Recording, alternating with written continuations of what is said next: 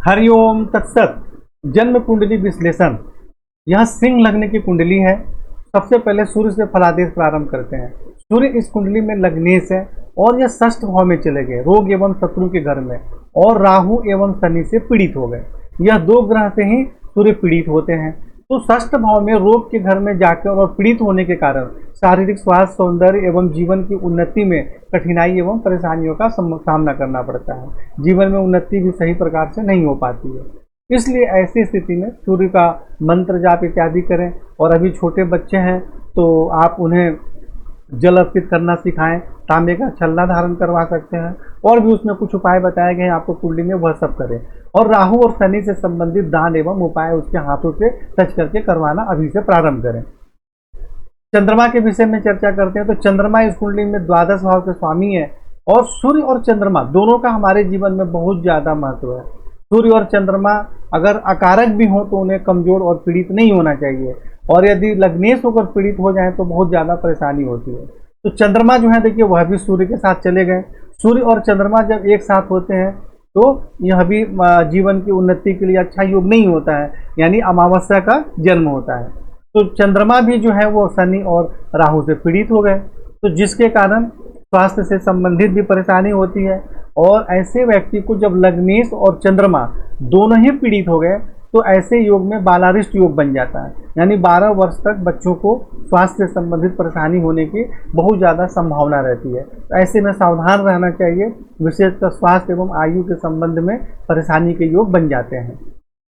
और चंद्रमा यहाँ से स्वयं के घर में देख रहे हैं तो बाहरी स्थानों के संपर्क से सहयोग भी प्राप्त होता है, परंतु जब पीड़ित हैं तो श्रेष्ठ लाभ कैसे प्राप्त होगा। तो ये सबसे पहले इस कुंडली में सूर्य और चंद्रमा की जो उपाय बताए गए हैं यह आपको तत्काल प्रारंभ करना चाहिए। और शनि और राहु से संबंधित दान एवं उपाय इसके हाथों से टच करके करवाना अत्यंत ही आवश्यक है। और सबसे मुख्य बात कि कोई माता पिता जो है इसके नाम से संकल्प लेकर महामृत्युंजय मंत्र का जाप भी करें, ताकि स्वास्थ्य वगैरह में ज़्यादा परेशानी नहीं हो। मंगल जो है इस कुंडली में राजयोग कारक ग्रह होते हैं। 9वां भाव भाग्य के भी स्वामी है, माता भूमि भवन के स्वामी है, और पंचम भाव में विराजमान है, जिसके कारण विद्या बुद्धि संतान का श्रेष्ठ सुख प्राप्त होता है। माता भूमि भवन वाहन का भी सुख प्राप्त होता है, भाग्य की उन्नति होती है, आप धर्म का पालन करती हैं, उच्च शिक्षा भी अच्छी प्राप्त होती है। और यहाँ से मंगल अष्टम भाव में दृष्टि डालते हैं, जिसके कारण आयु में वृद्धि होती है। और एकादश भाव में दृष्टि के कारण आमदनी के क्षेत्र में सफलता प्राप्त होती है। द्वादश भाव में दृष्टि के कारण बाहरी स्थानों के संपर्क से सहयोग प्राप्त होता है। बुध जो है इस कुंडली में आय भाव के स्वामी है और धन भाव के स्वामी है, दोनों के स्वामी है, यानी धन का सबसे ज्यादा महत्व बुध का है इस कुंडली में।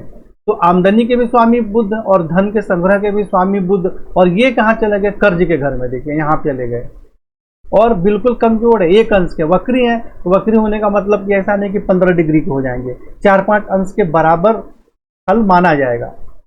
तो यहाँ पे बुध जो है बिल्कुल कमजोर है और षष्ठ भाव में चले गए, तो जिसके कारण आमदनी प्राप्त करने में भी कठिनाइयों का सामना करना पड़ता है, परिश्रम का पूर्ण लाभ प्राप्त नहीं हो पाता है, और धन का संग्रह भी सही प्रकार से नहीं हो पाता है।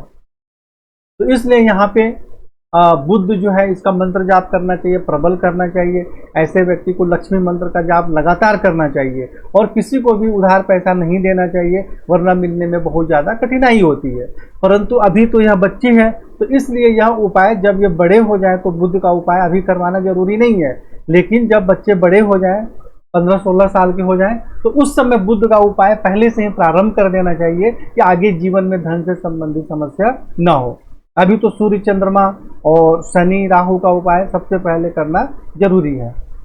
गुरु जो है इस कुंडली में पंचम भाव के स्वामी है और आयु भाव के स्वामी है, सप्तम भाव में विराजमान है, तो जिसके कारण कुछ कठिनाइयों के साथ पति एवं वैवाहिक जीवन का सुख प्राप्त होता है, और दैनिक रोजगार में सफलता प्राप्त होती है, विद्या बुद्धि संतान का सुख प्राप्त होता है। एकादश भाव में दृष्टि के कारण आमदनी बहुत अच्छी होती है।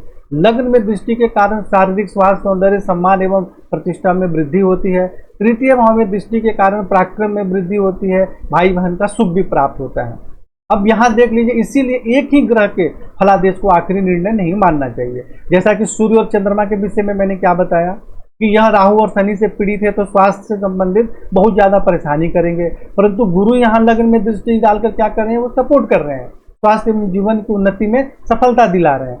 तो लेकिन ऐसा नहीं कि हमें इसका उपाय नहीं करना चाहिए। ऐसी स्थिति में क्या होगा, जब गुरु का समय आएगा तब तो लाभ मिलेगा, लेकिन जब सूर्य और चंद्रमा का संबंध, जब समय आएगा, महादशा, अंतरदशा, प्रत्यंतर दशा आएगी तो उसमें परेशानी हो जाएगी। इसलिए ऐसा नहीं कि अभी परेशानी नहीं है तो ऐसा नहीं, ज्योतिषी तो ऐसे ही बोल रहा है हमें तो कोई परेशानी नहीं है, बच्चे को ऐसे ही डरा रहे हैं, तो ऐसी भूल कभी नहीं करना। जो ग्रह परेशानी का योग बना रहे हैं उसका उपाय आपको प्रारंभ से ही करना जरूरी है।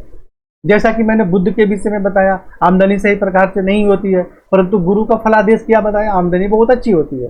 तो जब गुरु का समय आएगा आमदनी अच्छी होगी, बुध का समय आएगा तो धन का परेशानी हो जाएगी। तो ये दोनों ही चीजों को आपको समझना जरूरी है। एक ही ग्रह के फलादेश को आखिरी निर्णय नहीं मानना चाहिए। शुक्र के विषय में चर्चा करते हैं। तो शुक्र जो है इस कुंडली में 10वें भाव के स्वामी है और तृतीय भाव के स्वामी है और पंचम भाव में विराजमान है यहाँ पर।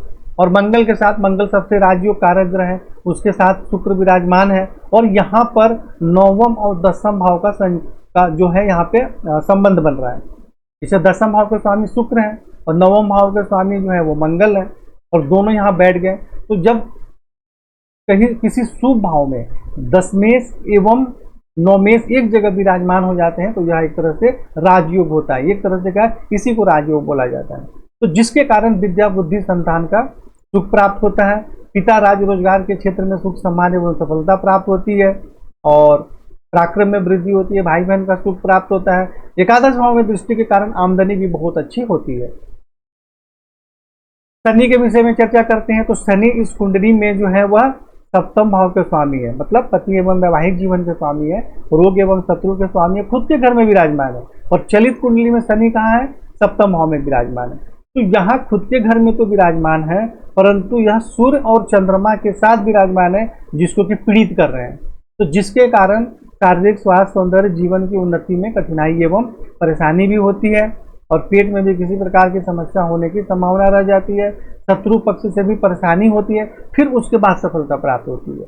और स्वयं के घर में चले जा रहे हैं चलित कुंडली में तो पति एवं वैवाहिक जीवन का सुख भी प्राप्त होता है। यहाँ से जो शनि है वह 8वें भाव में दृष्टि डाल रहे हैं, तो जिसके कारण आयु में वृद्धि होती है और द्वादश भाव में दृष्टि डालने के कारण बाहरी स्थानों के संपर्क से कुछ परेशानी भी होती है, खर्च अधिक रहता है। और तृतीय भाव में दृष्टि के कारण पराक्रम में वृद्धि होती है, भाई बहन का सुख प्राप्त होता है। राहु यहाँ 10वें भाव में विराजमान है, जिसके कारण कुछ कठिनाइयों के साथ पिता राज एवं रोजगार के क्षेत्र में सुख सम्मान एवं सफलता प्राप्त होती है। द्वितीय भाव में दृष्टि के कारण धन एवं कुटुंब का सुख प्राप्त होता है, धन का संग्रह भी होता है। और चतुर्थ भाव में दृष्टि के कारण माता, भूमि, भवन, वाहन के सुख में कठिनाई एवं परेशानी होती है। और षष्ठ भाव में सूर्य एवं चंद्रमा पर दृष्टि के कारण स्वास्थ्य एवं आयु के संबंध में कठिनाई एवं परेशानी होती है, पेट में किसी प्रकार की बीमारी होने की संभावना रहती है, नौकरी में भी परेशानी होती है और शत्रु पक्ष से भी परेशानियों का सामना करना पड़ता है, फिर उसके बाद सफलता प्राप्त होती है। तो राहु से संबंधित आपको दान एवं उपाय करना अत्यंत ही आवश्यक है। केतु यहाँ पे चतुर्थ भाव में विराजमान है, जिसके कारण माता, भूमि, भवन, वाहन के सुख में कठिनाई एवं परेशानी होती है। अष्टम भाव में दृष्टि के कारण आयु में तो वृद्धि होती है, लेकिन पेट में किसी प्रकार की बीमारी भी होती है, पेट के सबसे निचले भाग में वहाँ पर परेशानी भी होती है। 10वां भाव में दृष्टि के कारण कुछ कठिनाइयों के साथ पिता राज रोजगार के क्षेत्र में सुख सम्मान एवं सफलता प्राप्त होती है। और द्वादश भाव में दृष्टि के कारण खर्च अधिक रहता है, जिसके कारण भी परेशानी होती है, आँखों में या पैर के सबसे निचले भाग में चोट इत्यादि भी लगने की संभावना रहती है। तो यहाँ केतु से संबंधित दान एवं उपाय करें। तो इस कुंडली में सबसे पहले उपाय में सूर्य और चंद्रमा का जो उपाय बताया गया है यह करना है, और राहु केतु शनि से संबंधित दान एवं उपाय अभी से इसके हाथों से टच करके छोटे छोटे जो उपाय बताए गए हैं वह करवाना प्रारंभ करें। और माता पिता इसके नाम का संकल्प लेकर कोई भी व्यक्ति महामृत्युंजय मंत्र का भी जाप करें, और जब यह बच्ची बड़ी हो जाए तो खुद इसको महामृत्युंजय मंत्र सिखा दे ताकि यह स्वयं करने लग जाए। तो इस प्रकार से हम जीवन की परेशानियों को कम करके जीवन में आगे बढ़ सकते हैं। पूर्णतः जो परेशानी है उसे तो समाप्त नहीं किया जा सकता, परंतु यदि हम उपाय करते हैं तो निश्चित ही जो हमारी परेशानी है उसमें बहुत ज़्यादा कमी आती है और हम जीवन में आगे बढ़ सकते हैं। हरि ओम तत्सत।